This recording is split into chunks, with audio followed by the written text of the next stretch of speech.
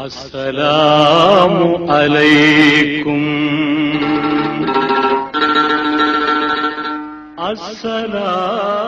அஸ்ஸலாமு அலைக்கும். அல்லாஹ் சுப்ஹானஹு வ தஆலா நமக்கு மிகப்பெரும் ஒரு பாடத்தை தினந்தோறும் கற்பித்துக் கொண்டே இருக்கின்றான். அந்த அடிப்படையிலே இன்றைய தினம் நாம் ஜம்சம் நீரை பற்றி தான் தெரிந்து கொள்ள இருக்கின்றோம். வெறும் அதை நீர் என்று நாம் கடந்து செல்லாமல் அதற்கு பின்னால் இருக்கின்ற மாபெரும் ஒரு சம்பவம், அன்றிலிருந்து இன்று வரைக்கும் கியாமத் நாள் உட்பட அல்லாஹ் சுப்ஹானஹு வ தஆலா ஜம்சம் நீரின் மகத்துவத்தை எந்த அளவிற்கு விண்ணுலகத்திற்கு உயர்த்தி வைத்திருக்கின்றான் என்பதை குறித்து தான் இன்றைய ஜும்மா நாளிலே நாம் தெரிந்து கொள்வது அவசியம். முதலாவதாக ஜம்சம் நீரின் வரலாறு. ஹஜ்ரத் இப்ராஹிம் அலைஹிஸ்ஸலாம் அவர்கள் அல்லாஹ்வின் கட்டளைக்கு இணங்க தன் மனைவி ஹாஜரா அலைஹிஸ்ஸலாம் அவர்களையும் மகன் இஸ்மாயில் அலைஹிஸ்ஸலாம் அவர்களையும் பாலைவன பூமியான மக்காவிலே விட வேண்டும் என்று திட்டமிடுகின்றார்கள். விட்டு திரும்புகின்ற பொழுது அன்னை ஹாஜரா அலைஹிஸ்ஸலாம் அவர்கள், அன்பு கணவரே, இப்படி ஒரு பாலைவன பூமியிலே எங்களை விட்டு செல்கின்றீர்களே, எங்கே செல்கிறீர்கள்? தொடர்ந்து 3 முறை கேட்டுக்கொண்டே இருக்கிறார்கள், பதில் வரவில்லை. விட்டதும் எதுவும் சொல்லாமல் இப்ராஹிம் அலைஹிஸ்ஸலாம் அவர்கள் சென்று கொண்டே இருக்கின்றார்கள். கடைசியில் இப்ராஹிம் அலைஹிஸ்ஸலாம் அவர்கள் மௌனத்தை புரிந்து கொண்ட மனைவி ஹாஜரா அம்மையார் அவர்கள், இது அல்லாஹ் தஆலா உங்களுக்கு இட்ட கட்டளையா என்பதாக கேட்கின்றார்கள். ஆம் என்கின்ற ஒற்றை வரி பதில்தான். இதன் லா யுகையுனா, இது அல்லாஹ்வின் கட்டளை என்றால் கட்டாயம் அல்லாஹ் தஆலா எங்களை கைவிட மாட்டான். அவன் கட்டளையின் பேரில் நீங்கள் எங்களை இந்த பாலைவன பூமியிலே விட்டு செல்கிறீர்கள், எனவே எங்களை பாதுகாக்கும் பொறுப்பு அவனிடம் இருக்கிறது, ஒருபோதும் அவன் எங்களை வீணடித்து விட மாட்டான் என்று சொல்கிறார்கள் ஹாஜரா அம்மையார் அவர்கள். வெகு தொலைவிற்கு சென்றதற்கு பிறகு குடும்பத்தின் மீது உள்ள அந்த அலாதியான பிரியம், பச்சை குழந்தையான இஸ்மாயில் அலைஹிஸ்ஸலாம் அவர்களை பிரிகிறோமே என்கின்ற அந்த கவலை, என்ன செய்கிறார்கள்? வெகு தொலைவிற்கு சென்றதற்கு பிறகு காபாவை முன்னோக்கி துஆ செய்கிறார்கள். அதை அல்லாஹ் தஆலா குர்ஆனிலும் பதிவு செய்கின்றான். ரப்பனா இன்னி அஸ்கன்து மின் துர்ரியதி, இறைவா, என்னுடைய குடும்பத்தை நான், என்னுடைய சந்ததிகளை நான் இந்த இடத்திலே விட்டு செல்கின்றேன். அவர்கள் எப்படிப்பட்டவர்கள்? அந்த இடம் எப்படிப்பட்டது? பிவானின் கைதி சரணின், எந்த ஒரு புற்பூண்டும் கூட முளைக்காத, பச்சை பசேல் என்று எதையுமே பார்க்க முடியாத ஒரு பொட்டல் பூமி. இந்த பைத்துக்கள் முஹர்ரம், உன்னுடைய காபாவை நம்பியவனாக இந்த இடத்திலே நான் விட்டு செல்கின்றேன். எதற்காக? ரப்பனா லியுகீமுஸ் ஸலாத், உன்னை தொழுக வேண்டும் என்பதற்காக வேண்டி அவர்களை விட்டு செல்கின்றேன். ஃபஜஅல் அஃபிதத மினன் நாஸி தஹ்வி இலைஹிம், உலக மக்கள் அனைவரும் இந்த காபாவை நோக்கி வர வேண்டும் என்பதற்காக வேண்டி அவர்களின் உள்ளங்களை காபாவை நோக்கி நீ திரும்புவாயாக. வர்ஸுகுஹும் மினஸ் ஸமராத், தேவையான எல்லா ரிஸ்குகளையும் பல வகைகளையும் இவர்களுக்கு நீ அளிப்பாயாக. லஅல்லஹும் யஷ்குரூன், இதன் மூலமாக மக்கள் நன்றி உடையவர்களாக ஆக வேண்டுமே என்பதாக துஆ செய்கின்றார்கள். அல்லாஹ் தஆலா கேட்ட அத்தனையும் கபூல் செய்து விட்டார். இன்று அளவிற்கு உலகில் பரம ஏழையாக இருந்தாலும் காபாவிற்கு செல்ல வேண்டும் என்று ஆசைப்படுவான். அல்லாஹ் தஆலா ஏற்றுக்கொண்ட முதலாவது துஆ இது. இரண்டாவது, மக்கள் அங்கே வந்து கஷ்டப்பட்டு விடக்கூடாது, அவர்களுக்கு தேவையான எல்லா ரிஸ்குகளையும் நீ வழங்க வேண்டும் என்று அல்லாஹ் தஆலா விடம் அவர்கள் துஆ செய்தார்கள். அதையும் கபூல் செய்தார். அதற்கு பிறகு நடந்த நிகழ்வு என்ன? கையில வைத்திருந்த ஒரு தோல் குருத்தி, அந்த தோல் பை அளவுக்கு இருந்த நீரும் வற்றி போய்விட்டது. இப்போது நீருக்காக வேண்டி ஹாஜரா அம்மையார் அவர்கள் அடைகிறார்கள். ஸஃபா மர்வாவில் ஏறி நின்று யாரேனும் உதவிக்கு வருவார்களா என்பதாக அவர்கள் மேலும் கீழுமாக இறங்கி ஓடுகிறார்கள். அதுவே இன்று சரி என்று சொல்லப்படுகின்ற தொங்கோட்டமாக மாறிவிடுகிறது.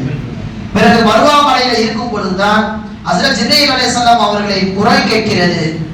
அல்லாஹ்வின் அடியாரை எங்களுக்காக உதவி செய்யுங்கள் என்று ஹாஜரா அம்மையார் அவர்கள் சொல்ல, இன்றைக்கு ஜம்சம் கிணறு எங்கே இருக்கின்றதோ அந்த இடத்தில் மிக சரியாக ஹஜ்ரத் ஜிப்ரீல் அலைஹிஸ்ஸலாம் அவர்கள் தம்முடைய கால்களை வைத்தோ அல்லது தம்முடைய ரெக்கைகளாலோ அடிக்கிறார்கள் என்பதாக ஹதீஸில் வருகிறது. அடித்தவுடன் அங்கிருந்து தண்ணீர் பீரிட்டு வெளியே வருகிறது. அங்கிருந்து தொடங்கியது ஜம்சம் கிணறின் பயணம்.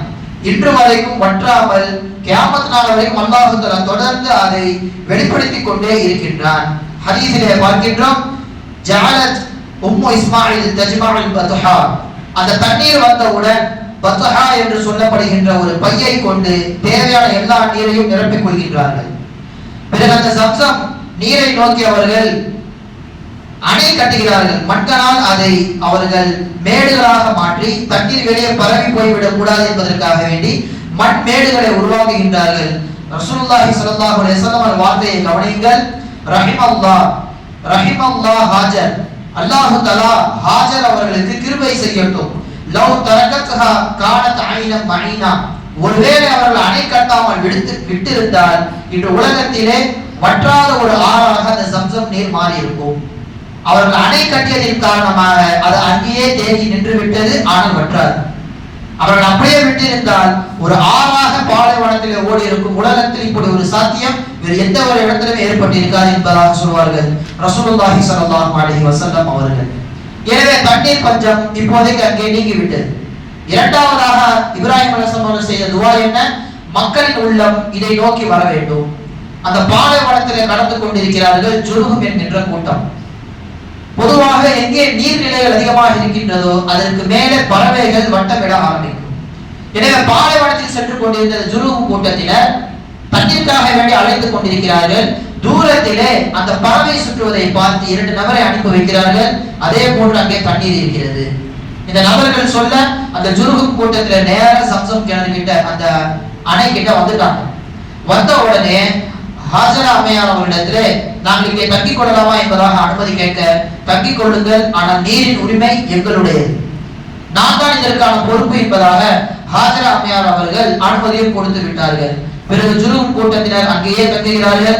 பிறகு தன்னுடைய ஒட்டுமொத்த குடும்பத்தினரையும் மக்காவை நோக்கி புறப்பட்டு வர சொல்கிறார்கள் இந்த ஜுருஹும் கூட்டத்தினர். காலம் போக போக இஸ்மாயில் அலைஹிஸ்ஸலாம் அவர்கள் வளர்கிறார்கள். வளர்ந்தவுடன் ஜுருஹும் கூட்டத்திலிருந்தே அவர்களுக்கு அரபு மொழி, சுத்தமான அரபு மொழி அவர்களுக்கு கற்றுக் கொடுக்கப்படுகிறது. ஒரு பெண்ணையும் திருமணம் முடிக்கின்றார்கள். மக்காவின் பொறுப்பு ஹஜ்ரத் இஸ்மாயில் அலைஹிஸ்ஸலாம் அவரிடத்தில் வருகிறது. அவர்கள் மக்காவை ஆள, பிறகு அவருடைய பிள்ளைகள் மக்காவை ஆள, பிறகு பெண் கொடுத்தார்களே அந்த ஜுருஹும் கூட்டத்தினர், அவர்கள் மக்காவை ஆண்டு கொண்டிருக்கிறார்கள். இஸ்மாயில் அலைஹிஸ்ஸலாம் அவர்கள் வஃபாத்தாக பிள்ளைகள் அந்த ஆட்சி பொறுப்பை கையிலே எடுக்கிறார்கள். அவர்களும் வஃபாத்தாக மாமனார் குடும்பம் ஜுருஹும் கூட்டத்தினர் அந்த மக்காவை ஆட்சி செய்கின்றார்கள். காலப்போக்கிலே உலகத்தின் மீது உள்ள அந்த இன்பத்தின் காரணமாக ஜுருஹும் கூட்டத்தினர் யார் யாரெல்லாம் மக்காவை நோக்கி வருகின்றார்களோ அவர்களிடத்திலே கொள்ளையடிக்க ஆரம்பித்தார்கள், வழிபறி செய்ய ஆரம்பித்தார்கள். எனவே தண்ணீரை நோக்கி வந்த இன்னும் ஒரு கூட்டம், அதுதான் ஹுஸாஹா என்பதாக சொல்லப்படும். இந்த 2 கூட்டத்தினரும் சேர்ந்து அந்த ஜுருஹும் கூட்டத்தினை அடித்து துரத்துகிறார்கள். மக்கள் எல்லாம் காபாவை நோக்கி வருகிறார்கள் என்றால் அவர்களை அரவணைக்க வேண்டும், அவர்களிடத்தில் வழிபறி செய்யக்கூடாது என்று எவ்வளவோ சொல்லியும் ஜுருஹும் கூட்டத்தினர் கேட்கவில்லை. 2 பிரிவினரும் சேர்ந்து அவர்களை அடித்து துரத்துகின்றார்கள். இந்த சமயத்தில் தான் ஜுருஹும் கூட்டத்தினர் இத்தனை வருட காலமாக நம் கையில் இருந்த ஆட்சி இப்போது போய்விட்டதே என்கின்ற அந்த கோபத்தில் சம்சம் கிணறை முழுவதுமாக மூடிவிட்டார்கள். பல வருடங்களாக சம்சம் கிணறு இல்லாமலேயே ஹாஜிகள் அங்கே வந்து செல்வதுமாக இருந்தது. மிகவும் கஷ்டத்திற்கு உள்ளானார்கள். இந்த சமயத்தில் தான் அப்துல் முத்தலிப் அவர்களுக்கு கனவிலே காட்டப்படுகிறது, நீங்கள் ஒரு சம்சம் கிணறை தோண்ட வேண்டும். அது இருக்கின்ற இடத்தை அல்லாஹ் சுப்ஹானஹு வ தஆலா கனவில் சொல்லவில்லை.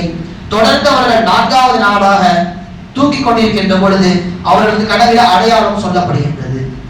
சம்சம் கிணறு எங்கே இருக்கிறது? கனவில காட்டப்பட்ட 1வது அடையாளம், இரத்தத்திற்கும் சாணத்திற்கும் நடுவிலே அந்த சம்சம் கிணறு ஒளிந்திருக்கிறது என்பதாக 1வது அடையாளம். 2வது, அந்த இடத்திலே எறும்பு புற்று ஒன்று இருக்கும். 3வது, அந்த இடத்திலே அண்டங்காக்கை கொத்தி கொண்டிருக்கும். இப்படி 3 அடையாளங்களை அல்லாஹ் சுப்ஹானஹு வ தஆலா அப்துல் முத்தலிப் அவருடைய கனவிலே காண்பிக்கின்றான். அடுத்த நாள் காலையிலே அந்த காபாவிற்கு முன்னிலையில் அப்துல் முத்தலிப் அவர்கள் அமர்ந்து கொண்டிருக்கிறார்கள்.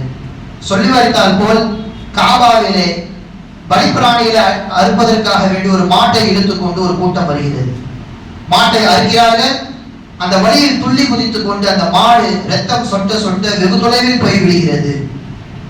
பிறகு அங்கே சென்றவுடன் அந்த கூட்டத்தார் மாடை முழுவதுமாக அறுத்து வயிற்றில் உள்ள சாணத்தை அள்ளி வெளியே போடுகின்றார்கள். இதனை கண்ட அப்துல் முத்தலிப் அவர்கள் கொஞ்சம் வருத்தப்படுகிறார்கள்.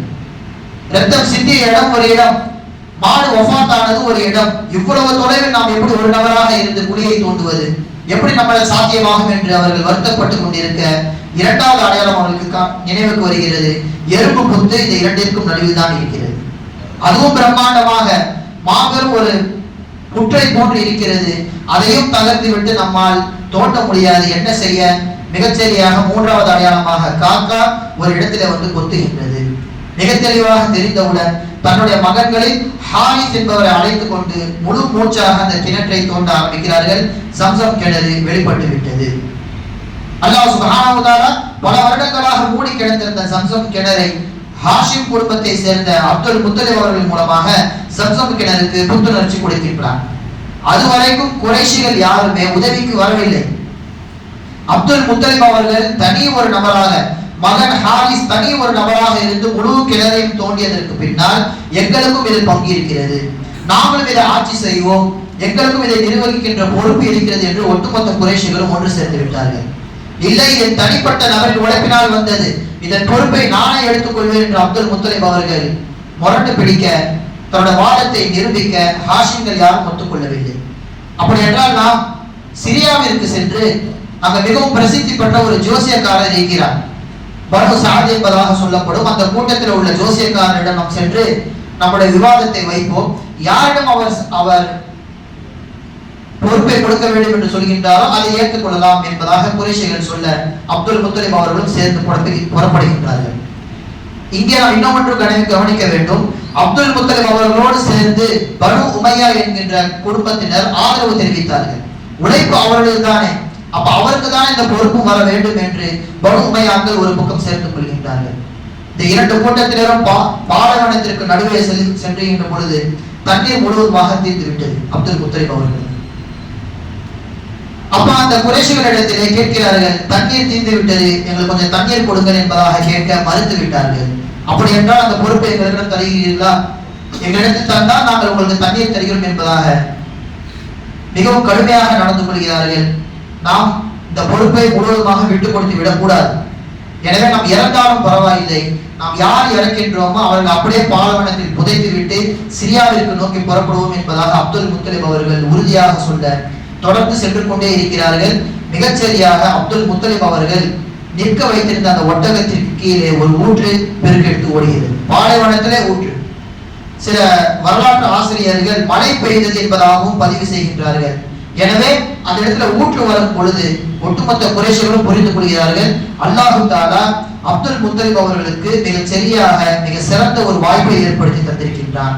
நாமெல்லாம் தண்ணீருக்காக வேண்டி அல்லல்படுகின்ற பொழுது அப்துல் முத்தலிப் அவர்களுக்கு மட்டும் அல்லாஹு தஆலா இப்படி ஒரு ஊற்றை ஏற்படுத்தி தருகிறான் என்றால் கட்டாயம் அந்த சம்சம் கிணறு அவருக்கு தான் சொந்தம் என்பதாக வாபஸ் வாங்கிக் கொள்கிறார்கள்.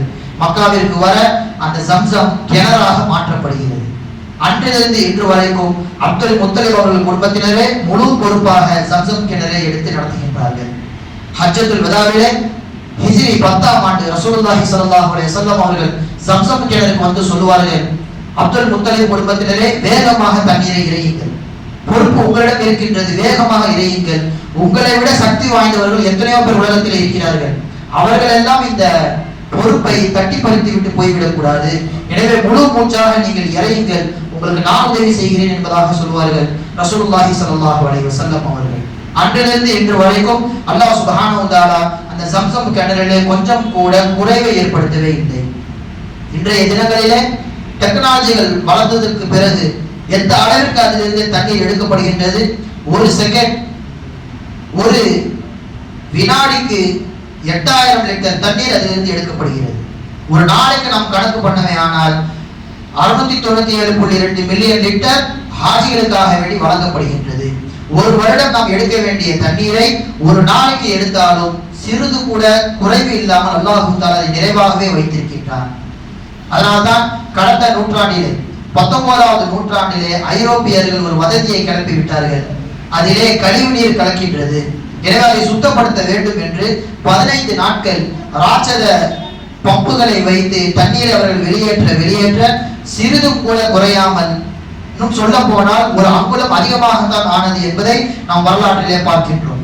அந்த அளவிற்கு அல்லாஹ் சுப்ஹானஹு வ தஆலா சம்சம் நீரிலே மாபெரும் மாற்றத்தை, மாபெரும் முஜிசாக்களை அல்லாஹ் தஆலா ஏற்படுத்தி வைத்திருக்கின்றார்.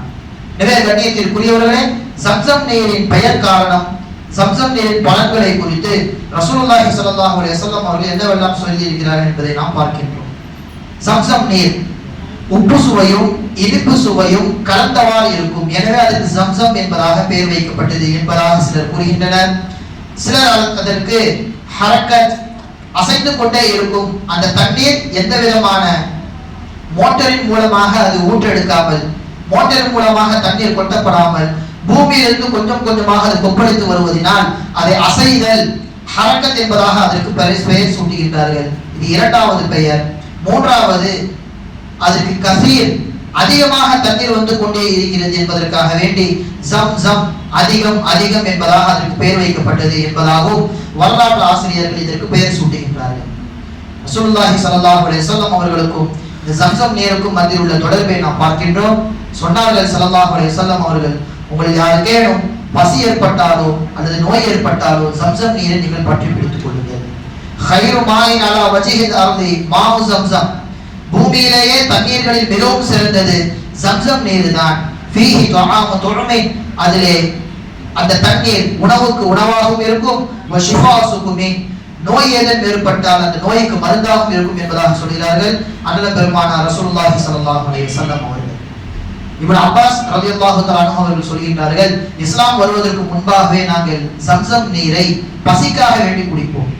அதனால்தான் அதற்கு ஷஃபாஅ, பசித்திருக்கும் பொருள் என்பதாக அதற்கு பெயர் சூட்டி எங்கள் வீட்டில் உணவே இல்லையானாலும் தண்ணீரை குடித்து நாங்கள் வாழ்ந்து கொண்டிருந்தோம் என்பதாக சொல்கிறார்கள் இப்னு அப்பாஸ் ரலியல்லாஹு தஆலா அன்ஹு அவர்கள். நான் மக்காவில் இருக்கின்ற பொழுது 30 நாட்கள் சம்சம் தண்ணீரை மட்டுமே குடித்து உயிர் வாழ்ந்தேன் என்பதாக ஹஜ்ரத் அபூதர் அல் கிஃபாரி ரலியல்லாஹு தஆலா அன்ஹு அவர்கள் சொல்கின்றார்கள். இதனால் என் உடம்பிலே சதை அதிகமாக ஏற்பட்டு நான் குண்டாகி விட்டேன். அந்த 30 நாளும் எனக்கு கொஞ்சம் கூட பசியே ஏற்படவில்லை என்பதாக சொல்கிறார்கள். இது முஸ்லிம் கிதாபிலே பதிவு செய்யப்பட்டிருக்கின்றது. அந்த அளவிற்கு பசிக்கு பசியாகவும் நோய்க்கான மருந்தாகவும் இந்த சம்சம் நீர் மிகச்சிறந்த ஒரு ஆற்றலை வெளிப்படுத்திக் கொண்டிருக்கிறது. ரசூலுல்லாஹி ஸல்லல்லாஹு அலைஹி வஸல்லம் அவர்களை பார்ப்பதற்கு யாரேனும் வந்தால் ஸல்லல்லாஹு அலைஹி வஸல்லம் அவர்கள் உபசரிப்பார்கள். உணவு இல்லாத பட்சத்தில் என்ன செய்வார்கள்? சம்சம் நீரை அன்பளிப்பாக கொடுப்பார்கள் என்பதாக இப்னு அப்பாஸ் ரலியல்லாஹு தஆலா அவர்கள் சொல்கிறார்கள். வந்தவர் வெறும் கையோடு போய்விடக் கூடாது, எனவே அன்பளிப்பாக அங்கு கொடுக்கப்படும் பொருள் சம்சம் நீர். கான இதா அராத ஐயுத்ஹிஃப ரஜுல பிதுஹ்ஃபத்தின், ஏதேனும் ஒரு அன்பளிப்பை கொடுக்க வேண்டும் என்று ஸல்லல்லாஹு அலைஹி வஸல்லம் அவர்கள் நாடினால் ஸகாஹு மின் மாஇ சம்சம், சம்சம் நீரை அன்பளிப்பாக அவர்களுக்கு கொடுப்பார்கள் என்பதாக சொல்கிறார்கள் இப்னு அப்பாஸ் ரலியல்லாஹு தஆலா அவர்கள். அந்த தண்ணீர் அல்லாஹ்வின் புறத்திலிருந்து வருவதன் காரணமாக நாம் என்ன துஆ கேட்டாலும் அல்லாஹ் தஆலா உடனே நிறைவேற்றி தருவான். மாஉ சம்சம் லிமா ஷுரிப லஹு, எந்த தேவையை முன்வைத்து நீங்கள் சம்சம் நீரை குடித்தாலும் அந்த தேவை உடனே நிறைவேற்றப்படும். அபூபக்கர் இப்னு அரபி என்கின்ற ஒரு இறைநேச செல்வர் ஹிஜ்ரி 488 அவருக்கு நடந்த ஒரு நிகழ்வை சொல்கின்றார். நான் மக்காவில் இருக்கின்ற பொழுது தொடர்ந்து இந்த தண்ணீரை குடிக்கும் பொழுதெல்லாம் 2 துஆவை கேட்டுக்கொண்டே இருப்பேன். யா அல்லாஹ், உன்னின் மீது அச்சம் எனக்கு அதிகமாக வர வேண்டும், அதிகமாக உன்னை நான் இறையச்சம் கொள்ள வேண்டும். இது முதலாவது நான் கேட்ட துஆ. இரண்டாவது, யா அல்லாஹ், என் கல்வி ஞானத்தை அதிகப்படுத்துவாயாக என்பதாக நான் கேட்டுக்கொண்டே இருந்தேன். என் துஆ கபூல் ஆனது. எனக்கு அல்லாஹ்வின் மீது மாபெரும் ஒரு அச்சம் ஏற்பட்டது, கல்வியும் எனக்கு கொட்டி கொடுக்கப்பட்டன. ஆனால் மூன்றாவதாக நான் ஒரு துஆ கேட்க மறந்துவிட்டேன். யா அல்லாஹ், கற்ற கல்வியின்படி அமல் செய்வதற்கு உன்னுடைய நல்வாய்ப்பு எனக்கு தருவாயாக என்பதாக நான் கேட்க மறந்து விட்டேன். எனவே எனக்கு என்ன ஆனது? கல்வி ஏராளமாக அல்லாஹ் தஆலா கொடுத்தான், ஆனால் கற்றதின்படி அமல் செய்வதற்கான வாய்ப்பு எனக்கு கிடைக்கவில்லை. ஒருவேளை நான் அதையும் சேர்த்து கேட்டிருந்தால் கட்டாயம் அல்லாஹ் தஆலா மறுக்காமல் கொடுத்திருப்பான் என்பதாக சொல்கிறார்கள் அபூபக்கர் இப்னு அரபி ரஹிமஹுல்லாஹ் அவர்கள். எனவே நாம் அந்த தண்ணீரை குடிக்கின்ற பொழுது துஆ செய்ய வேண்டும். ஹதீஸில் வருகிறது, அல்லாஹும்ம இன்னி அஸ்அலுக இல்மன் நாஃபிஆ, யா அல்லாஹ், நான் உன்னிடத்தில் இந்த தண்ணீர் குடிப்பதன் மூலமாக பலன் தரும் கல்வியை கேட்கின்றேன். பிரயோஜனமா இருக்கணும், சும்மா நான் படிச்சு மட்டும் அதை வச்சுக்க கூடாது. பிரயோஜனமான கல்வி எனக்கு தருவாயாக. வஅமலம் முத்தகப்பலா, ஏற்றுக்கொள்ளத்தக்க அமலை செய்யக்கூடிய நபராக என்னை நீ ஆக்கு. வரிசுகன் வாசிஆ, என்னிடத்தில் இருக்கின்ற ரிசுக்கை நீ விசாலப்படுத்துவாயாக. வஷிஃபா மின் குல்லி தா, என்னுடைய எல்லா விதமான நோய்க்கும் மருந்தாக உன்னிடத்தில் நான் கேட்கிறேன் யா அல்லாஹ் என்பதாக துஆ செய்யுங்கள் என்று ரசூலுல்லாஹி ஸல்லல்லாஹு அலைஹி வஸல்லம் அவர்கள் கற்றுக் கொடுத்திருக்கிறார்கள். இது சம்சம் நீருக்கு கிடைத்த அடுத்த ஒரு சிறப்பு. மேலும் சொல்கின்றார்கள், உங்களுக்கு ஏதேனும் நோய் இருக்கின்றதா? நோய்க்கான மருந்தை அல்லாஹ் தஆலா ஷிஃபாவாக இதிலே வைத்திருக்கின்றான். சஹாபாக்கள் சொல்கின்றார்கள், இன்னல் ஹும்மா மின் ஃபைஹி ஜஹன்னம், யாருக்கேனும் ஜுரம் ஏற்பட்டு விட்டால் ஸல்லல்லாஹு அலைஹி வஸல்லம் அவர்கள் சொல்வார்களா, இன்னல் ஹும்மா மின் ஃபைஹி ஜஹன்னம், ஜுரம் நரகத்தின் ஒரு மூச்சு காற்று. நரகம் மூச்சு விடுவதன் காரணமாகத்தான் மனிதன் உடம்பிலே ஜுரம் என்பது ஏற்படுகின்றது.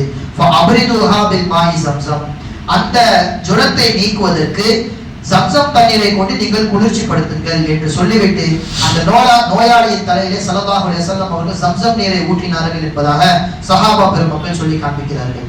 லஹாக் ரஹிமஹுல்லாஹ் சொல்கிறார்கள், எனக்கு தலைவலி ஏற்படும் பொழுதெல்லாம் நான் இந்த சம்சம் நீரை குடிப்பேன், தலைவலி முற்றிலுமாக நீங்கிவிடும் என்பதாக சொல்கிறார்கள் லஹாக் ரஹிமஹுல்லாஹ். அந்த தண்ணீரை பொறுத்தவரைக்கும் பார்த்தால் அது நிலத்திலிருந்தான் வருகின்றது, நாம் இங்கே போர் போடுகின்ற பொழுது வருகின்றது, அந்த தண்ணீரை போன்று கிடையாது. முழுக்க முழுக்க மருத்துவ குணம் நிறைந்த ஒரு தண்ணீர். 1921 மேலே சொன்னதை போன்று ஐரோப்பிய மருத்துவர்கள் ஒரு சர்ச்சையை கிளப்பினார்கள். மக்காவிலே உள்ள வீட்டில் இருக்கின்ற கழிவுநீர் இந்த பள்ளத்தாக்கில் தான் போய் விழுகின்றது, எனவேதான் தண்ணீர் நிற்காமல் வந்து கொண்டே இருக்கின்றது, அதை யாரும் பயன்படுத்தக்கூடாது என்பதாக ஒரு சர்ச்சையை கிளப்புகின்றார்கள். அப்போது அந்த 1921 ஆண்ட மன்னர் யார்? ஃபைசல். அவர் என்ன சொன்னார்? உங்களுக்கு திராணி இருந்தால், தெம்பு இருந்தால் உங்கள் வாதத்தை நிரூபித்து காண்பீங்கள், நான் உங்களுக்கு 15 நாட்கள் நேரம் தருகின்றேன். உங்களால் முடிந்தால் அந்த தண்ணீரிலே கொஞ்சமாவது அசுத்தம் கலந்திருக்கிறது என்பதை நீங்கள் நிரூபித்து காண்பீங்கள் என்பதாக சவால் விடுகின்றார். அதே போன்று அவர்கள் 15 நாட்களாக வந்து தண்ணீரை முழுமையாக அவர்கள் வெளியேற்ற நினைக்கும் பொழுதெல்லாம் தண்ணீர் முழுக்க முழுக்க குறையாமல் அப்படியே இருக்கின்றது. அந்த தண்ணீரை எடுத்துக்கொண்டு அவர்கள் ஆராய்ச்சி செய்கின்ற பொழுது தோல்வி ஒப்புக்கொள்கின்றார்கள். இதிலே முழுக்க முழுக்க மருத்துவ குணம் மட்டுமே இருக்கிறது. குறிப்பாக 2 விஷயத்தை அவர்கள் மேற்கோள் காட்டினார்கள். இதிலே கால்சியம் என்று சொல்லப்படுகின்ற சத்து இருக்கிறது. இதை யாரெல்லாம் குடிக்கின்றார்களோ அவர்களுக்கு களைப்பு முழுமையாக நீங்கிவிடும். காபத்துல்லா மதீனா முழுக்க முழுக்க பார்த்தால் அது ஒரு பாலைவன பூமி.